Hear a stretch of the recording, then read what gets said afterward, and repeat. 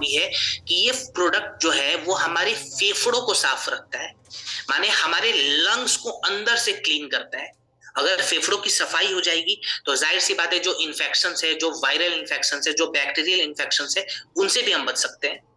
और भारत में ऐसा बताया गया है कि 90% जो खांसी वाले केस होते हैं उनका जो रिलेशन है वो एलर्जी और वायरस के साथ होता है, और 10% जो केस है उनका जो रिलेशन है वो बैक्टीरियल इन्फेक्शन के साथ होता है। खांसी का जो प्रभाव है वो रात के वक्त सबसे ज्यादा दिखता है, क्योंकि रात के वक्त हमारे शरीर का जब टेम्परेचर डाउन होता है तो हमारे शरीर में कफ का प्रभाव ज्यादा बढ़ जाता है। ठीक है, सो इन फैक्टर्स को देखते हुए हमने कफ डॉग परवाही क्वाथ का निर्माण करा है। ये बेसिकली दो टेक्निक को देखकर हमने बनाया है, जो कि आयुर्वेदिक साइंस है, बेसिकली इसको आप ये कह सकते हैं। पहले वाले साइंस को हम कहते हैं कफ निसारक, जिसमें म्यूकस को हम बाहर निकालते हैं, जो चपचपा बलगम हमारे फेफड़ों के अंदर है उसको बाहर निकालते हैं। और दूसरे वाले टेक्निक को कहते हैं श्वास हरा, जो कि हमारे श्वास वाली जो नली होती है जिसको एयरवेज कहते हैं उसको ये खोलने का काम करता है।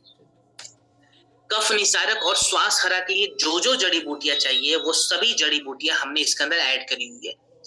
एग्जाम्पल के तौर पे लेते हैं सबसे पहले वासा और कंठकारी। वासा और कंठकारी क्या करता है, ये हमारे एयरवेज को खोलता है, माने हमारी जो श्वास नली है उनको खोलेगा और उसके अंदर जो इरिटेशंस बहुत ज्यादा जमा हो चुके हैं उस इरिटेशंस को कम करता है। देन हमने ऐड करा हुआ है मुलेठी। मुलेठी क्या करता है, ये हमारे फेफड़ों के स्वेलिंग को कम करता है और जो ड्राई कफ की समस्या आ रही है ड्राई कफ में काम आएगा। देन हमने ऐड करा हुआ है तुलसी, जो कि इम्यून सिस्टम को एक्टिवेट रखता है और उसको बढ़ाने का काम करता है। देन हमने ऐड करा हुआ है सोमलता। सोमलता को नेचुरल इनहेलर भी कहा जाता है, ये एस्थमा में भी काम आता है। एस्थमा के वक्त बेसिकली होता क्या है, हमारी जो श्वास नली है वो बहुत ज्यादा नैरो हो जाती है और हमारे फेफड़ों के अंदर स्वेलिंग बढ़ जाती है, सूजन बढ़ जाता है, उस सूजन को कम करता है और श्वास नली को खोलता है। अब यहाँ पे कफ डॉग हमें किस मात्रा में इस्तेमाल करना है इस पे फटाफट बात कर लेते हैं।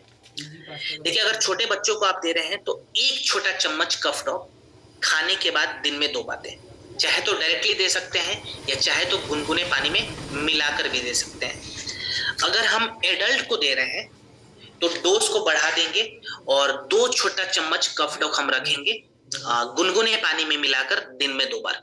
ठीक है, छोटे बच्चों के लिए 1 छोटा चम्मच, एडल्ट के लिए 2 छोटा चम्मच।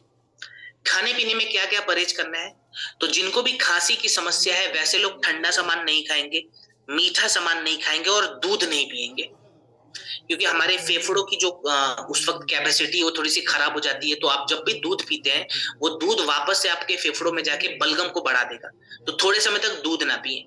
ठीक है, और जितना ज्यादा हो सके उतना ज्यादा गर्म चीज खाएं और गर्म पानी का जो भाप होता है वो जरूर लें। ठीक है, भाप जरूर लेना है, इस चीज का ध्यान रखें। चलिए अब बात करते हैं हम कार्डियो डॉग पे, जो कि हमारे कार्डियक हेल्थ को बेहतर बना